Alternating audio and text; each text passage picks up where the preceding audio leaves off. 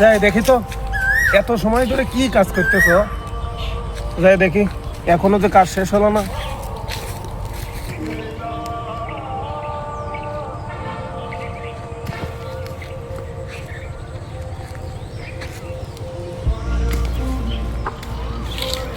কি ব্যাপার, মালিক এখনো আসতেছে না?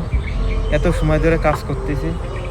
আজকে ভাবলাম যে কাজের টাকা নেব, কিন্তু এখনো তো আসার খবর নেই। দেখি মালিক আসে কিনা। বুঝে মনে হচ্ছে মালিক আসতেছে, দেখি মালিক টাকা দেয় কিনা আজকে। কিরে, কি করতেছিস? ঠিক মতো কাজ করতেছিস নাকি ফাঁকি মারতেছিস কাজে? টাকা তো ঠিকই নিবি নি। না মালিক, সব কাজ শেষ করে ফেলেছি, সব কাজ শেষ হয়ে গেছে। এখন আপনার আসার অপেক্ষায় ছিলাম আমি। সব কাজ শেষ করেছি মালিক। আচ্ছা ঠিক আছে, যা তাহলে আজকের মতো চলে যা। মালিক, যদি কিছু মনে না করতেন একটা কথা বলতাম। আচ্ছা কি বলবি বল, কাজ আছে আমার, এত সময় নেই, ব্যস্ত আমি। মালিক, যদি কিছু টাকা দিতেন তাহলে উপকার হইতো। ঈদ তো চলে আসলো, রমজানও শেষ হয়ে যাচ্ছে। রমজান মাসে তো বাসায় যাইতে পারি নাই, টাকাও পাঠাইতে পারি নাই।